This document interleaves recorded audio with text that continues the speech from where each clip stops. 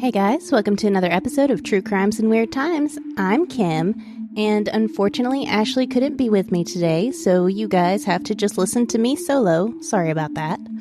But today, I will be telling you about Lauren Phelps, a 29-year-old woman that was killed by her husband after he supposedly took too much cold medicine.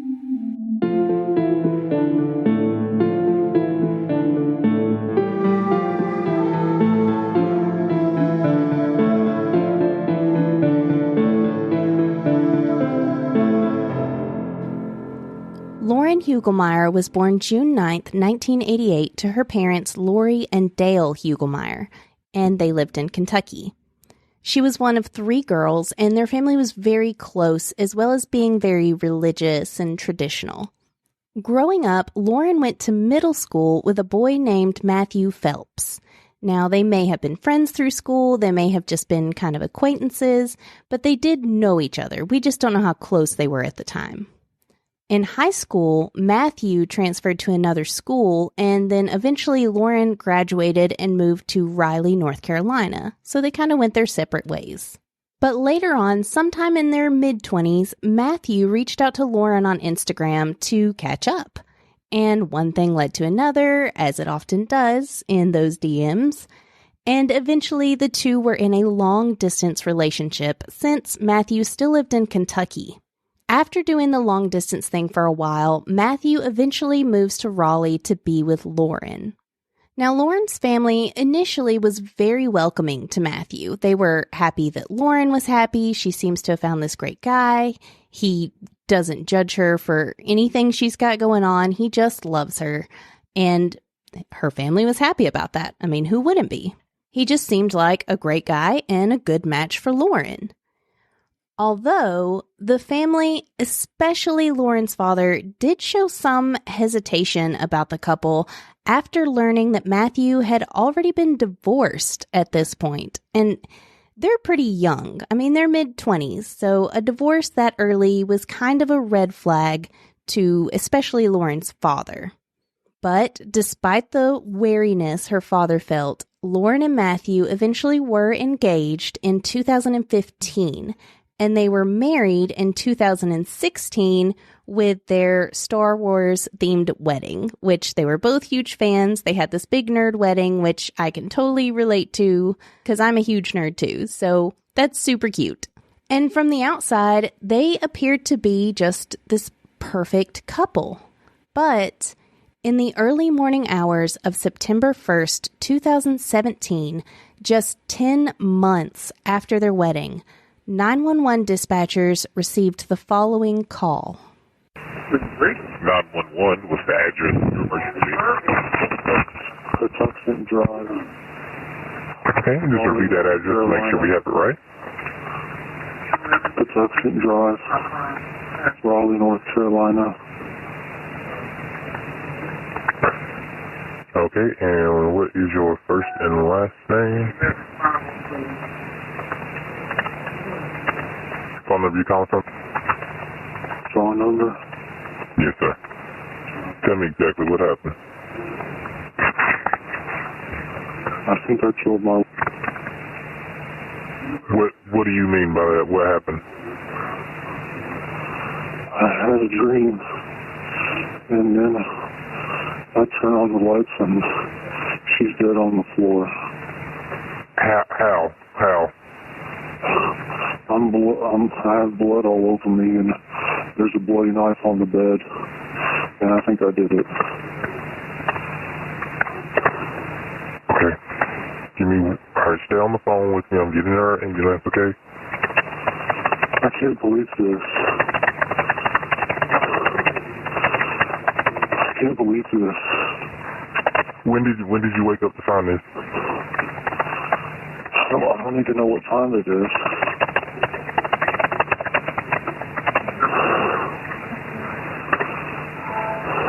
Alright, stay on the phone with me, sir. I just gotta ask you a few questions, okay? I'm getting some help to you. Are you with the patient now? Yeah, I can see her. Okay. Alright, how old is the patient? How old is your... She's 29. Okay. Is she awake at all right now? What makes you think she's dead? Is she awake? She's not breathing. Okay. Oh my God.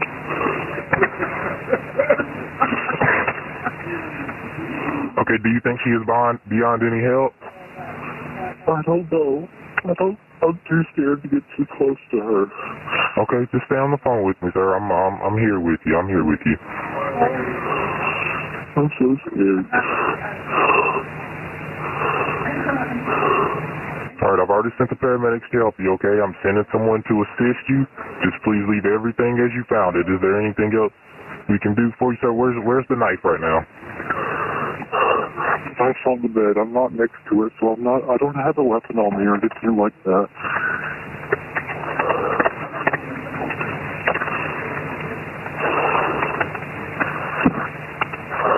Okay, when did you wake up? I don't know.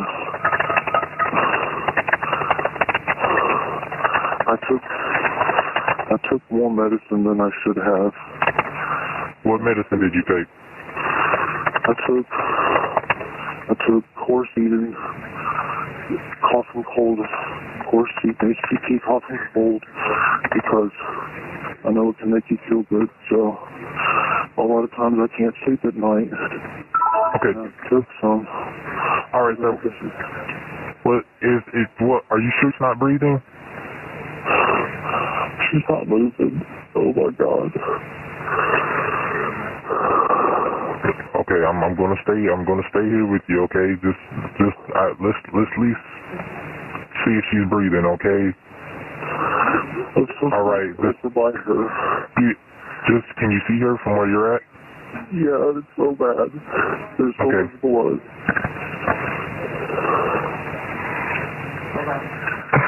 Okay. All right. I'm gonna stay here on the phone with you until help gets there. Okay. Just don't touch anything. Just look at is she breathing at all? Is her chest moving? Is anything going on with her? No. Okay. Well, we're gonna at least. Blood is dried on me. It's dried. The blood's not wet on me. The blood is dry. So I don't know what I... Oh, God. All right, well, we're going to at least try to help her, okay? All right, all right, I've already sent the paramedics to help you. Just stay on the line. I'm going to tell you exactly what to do next, okay? Are you right by her? Oh, my God. I mean, I can see her, but... Oh, my God.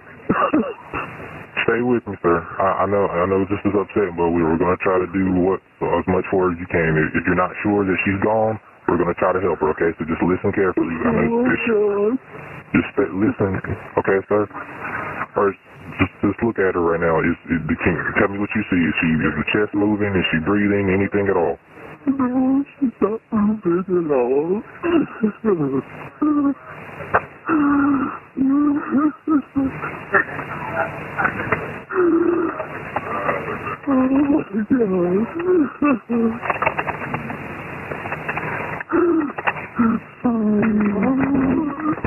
He didn't deserve this. Why? I understand, sir. I understand, but right now we just want to make sure we're doing as much as possible. Is there anyone else at all in the home with you, or is it just you and her? No, it's just me and her. Where are you in the house? Where are you in the house, sir? I'm in the back of the house. There's a light on it.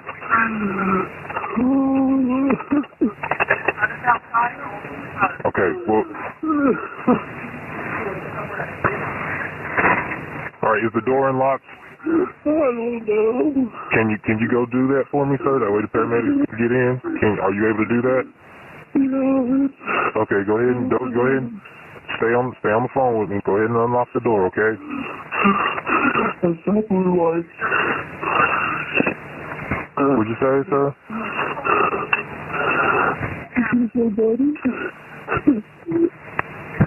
Go ahead and unlock the door. Let me know when she's done that, okay? Let me know when the door's unlocked.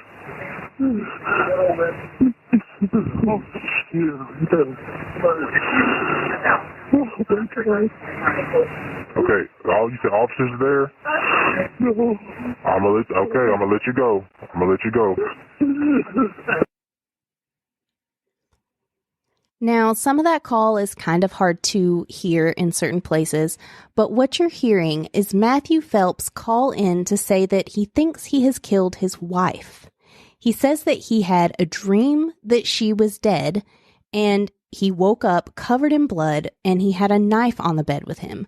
He found Lauren dead in the floor of their bedroom. He says that he thinks that he did it, but he doesn't remember. He claims that he took too much Coradicin cough and cold medicine to, quote, make him feel good because he has trouble sleeping sometimes. And basically he's saying, I don't remember killing her. I think I killed her. There's blood everywhere. I don't know what happened. I was too hyped up on cough medicine, basically.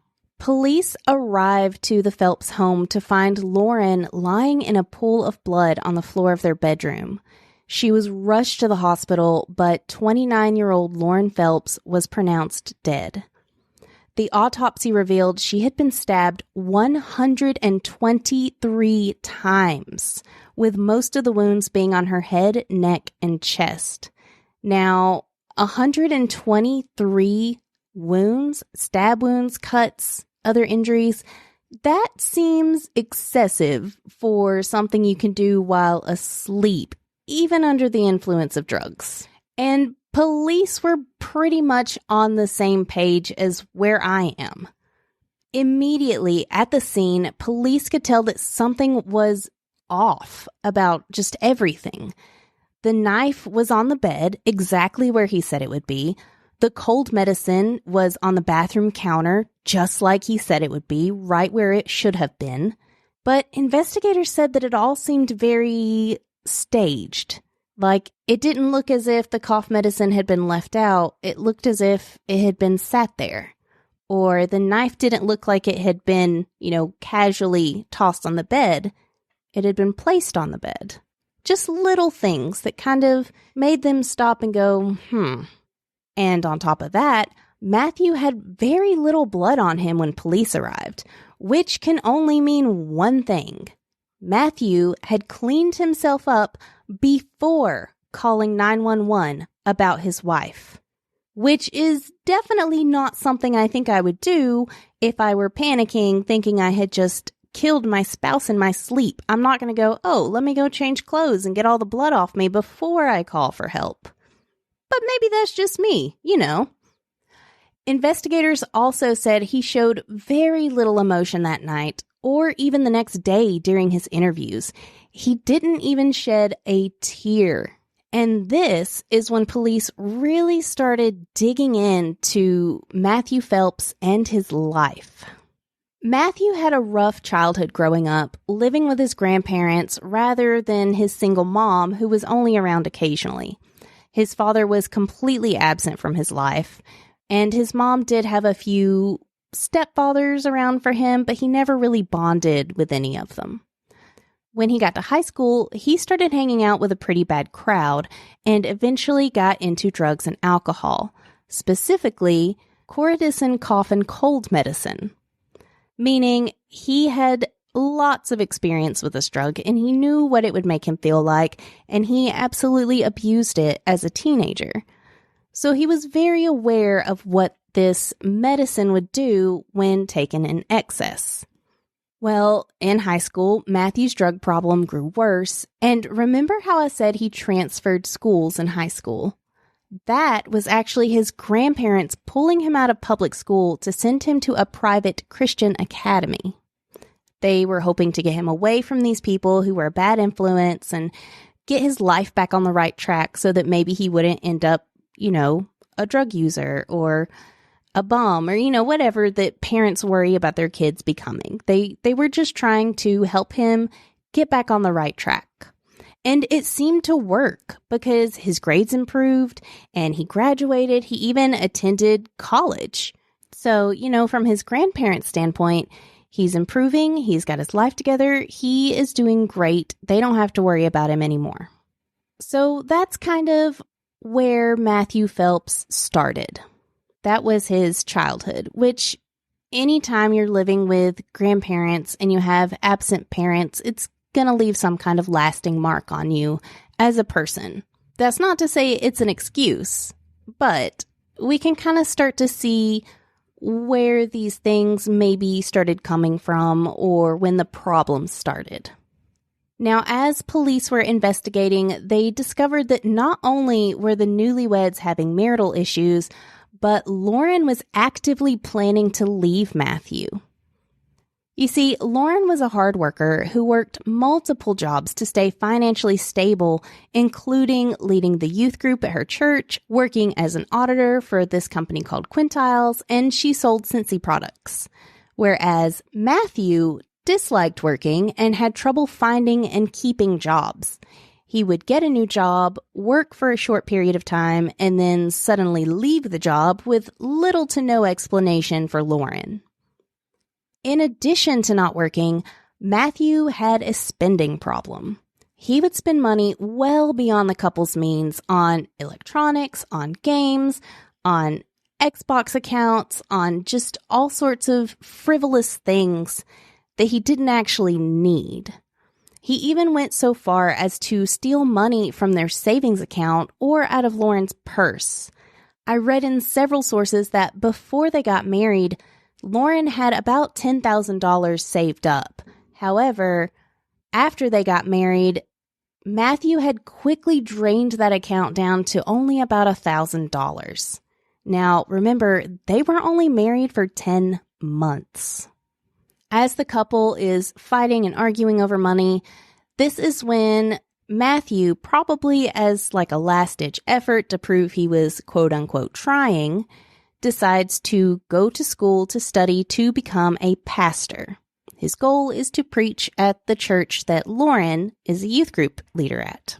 But the money and the employment problems weren't the only strain on their marriage. Matthew was also allegedly having an affair as well. The couple had a neighbor named Valerie that Matt would spend lots of time with, even at one point canceling dinner plans with Lauren to hang out with Valerie instead. He actually texted her, "Go ahead and have dinner without me. I'm having too much fun with Valerie." Just what the audacity of this man. But I will save my rant for another time.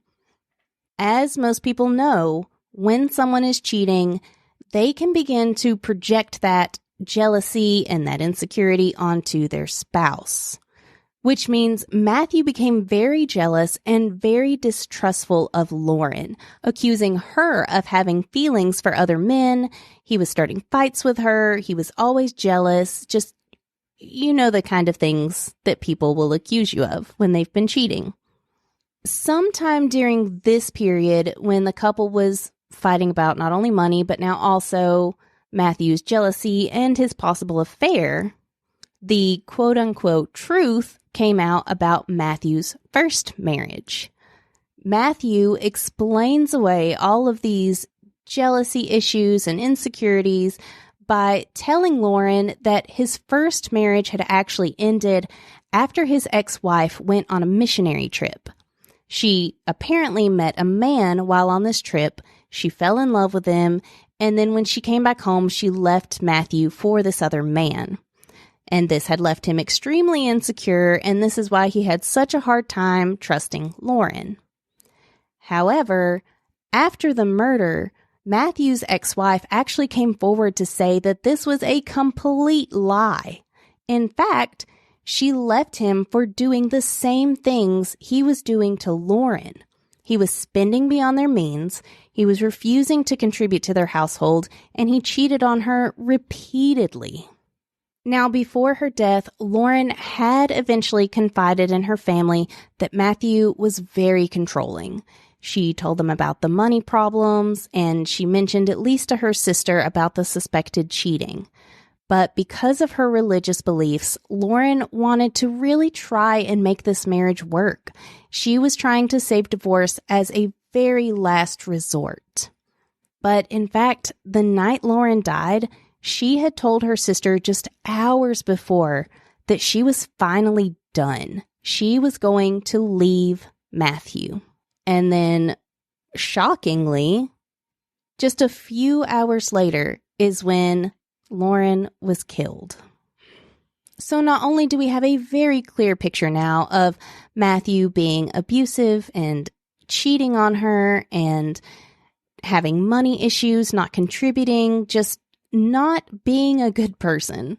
Not only do we have all that evidence, we have the evidence that she was about to leave him, which abusers don't normally like. Now, I'm calling him an abuser, although I have absolutely no evidence that Matthew ever physically abused Lauren. But you don't actually have to get physical with someone to be abusive. So just keep that in mind. Now, if all of that wasn't evidence enough, police then found the most disturbing evidence yet. Matthew had a secret Instagram account. Matthew had this second Instagram account under the name Marty Radical. This page is actually still up, but it is private, so you can't see any of the content, but it still exists, which there's just something kind of creepy to me about seeing a murderer's social media. It's like a glimpse into their mind. I kind of want to see what he posted, but I also don't think I do really want to see the things that he posted.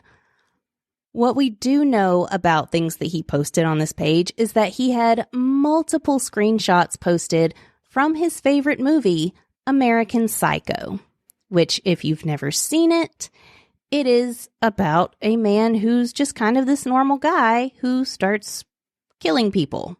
Which, if you've never seen it, it's about this seemingly normal, average guy who we slowly learn is actually a dark, twisted serial killer. Matthew was obsessed with this movie, and he idolized the main character, Patrick Bateman, even to the point of posting pictures of himself dressed up as this fictional murderer.